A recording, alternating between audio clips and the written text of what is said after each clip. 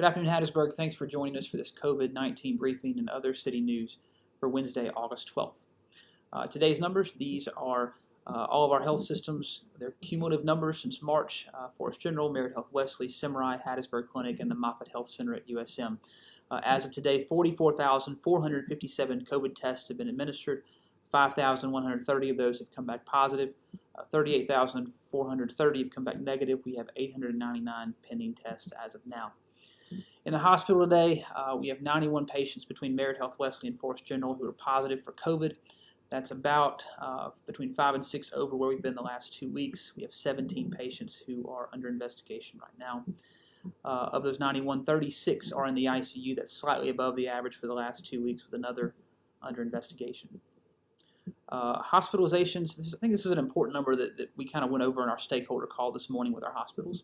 Of the 91, 29 of those are from Forest County, 11 are from Lamar County, but the other 51 are from the about 20 other counties surrounding Forest and Lamar County. So again, it goes back to the point that even though it may not be Forest and Lamar counties that are flooding our emergency rooms and hospitals and ICU admissions, because Hattiesburg is a center of healthcare in the region, they are having to pick up the slack in a lot of other areas because people come here for their hospital care. This kind of goes over where we've been since April, kind of staying around that 90 mark. We hope that number goes down. We're glad to see the ICU number stay under 40. We did hear about 2 deaths that were reported on the 11th. We had one in Lamar County. Today, one was reported from Forest County. We send our condolences to those families. That brings the total in Lamar County to 15 and the total in Forest County to 57. Statewide data today, 1,081 new cases. Of course, we had been around that 600 mark for a few days there. That number jumped up, which, again, we typically have a lull over the weekend. Lasted a little bit longer this week, and so back up to 1,081 new cases statewide, 45 new deaths. In Forest County, yesterday we were feeling fortunate because we only had 6 in Forest County and 5 in Lamar. That number's jumped back up today. Forest County is now at 32 new cases that were reported back. Lamar County, an additional 10 cases, which brings our metro area total for today to 42. Total now 1858 in Lamar County, 1858 in Forest County, 1241 in Lamar. We're now at 3,099 total cases for the metro area. 5-day average, still some good news.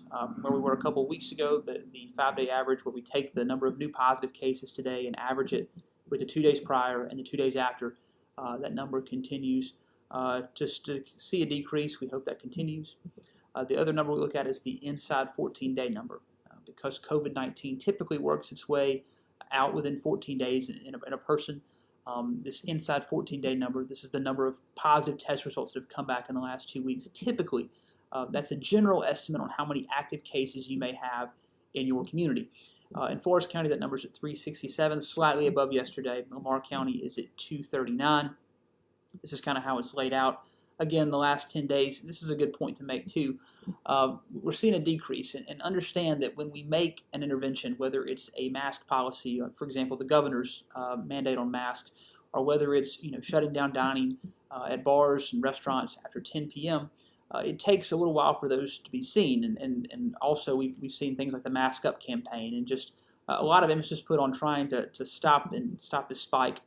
And so over the last 10 days, we've seen kind of a decrease, and so we hope that number continues. But just to kind of give you some context based on a little more recent history, let's go back to just a week ago. In Forest County, of course, last week we were starting to come down a little bit. That number inside 14 days, that potential number of active cases was at 434.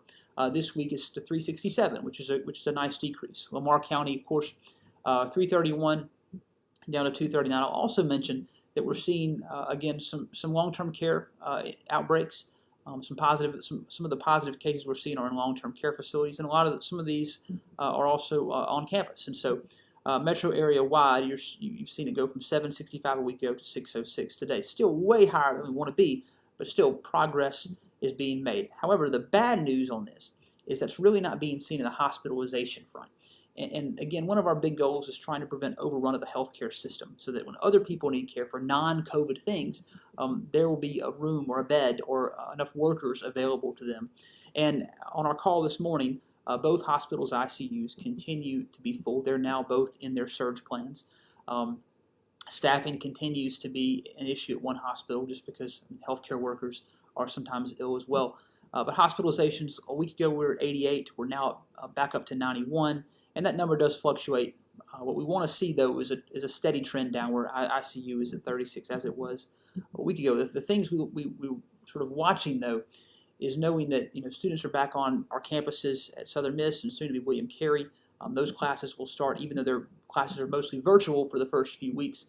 They're still on campus. They're still interacting with one another despite the best efforts of our administrators.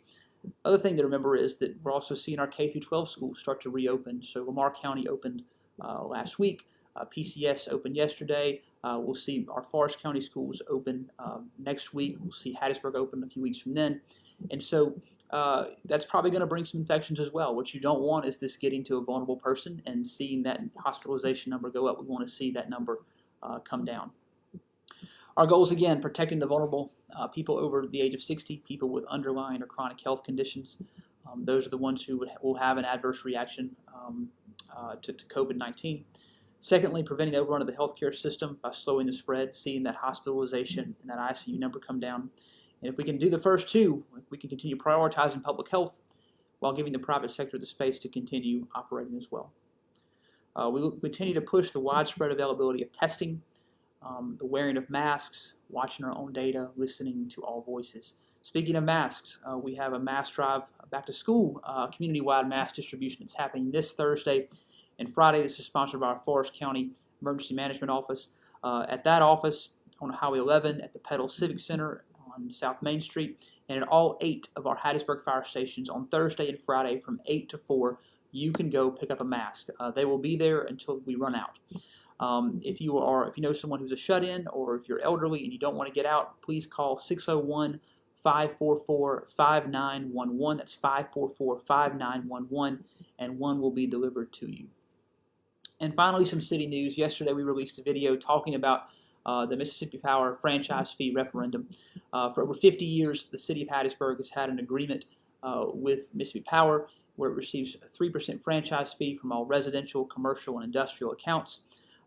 Every 25 years, state law says we have to renew that. And in true 2020 fashion, the 25th year is this year. And so on Tuesday, August 25th, there will be a referendum where the people of Hattiesburg have to go and approve extending this agreement for another 25 years.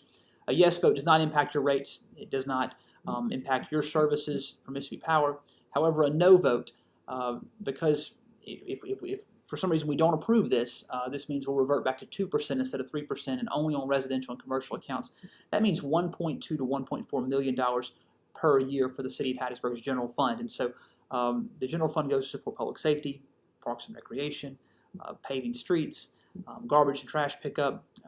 We would have to make up that money in our budget from somewhere else. Some other things you need to remember is we are going to have one polling place on August 25th, and here's the reason for that. It really comes down to staffing and spacing.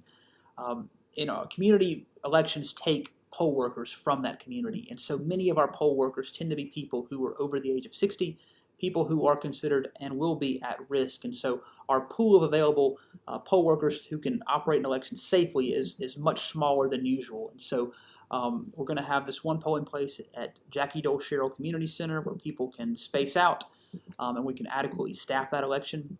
There will be sanitization and social distancing protocols that are strictly adhered to. You will need to have a mask on to enter Jackie Dole Sherrill Community Center, and you need to bring your ID as with any election, of course.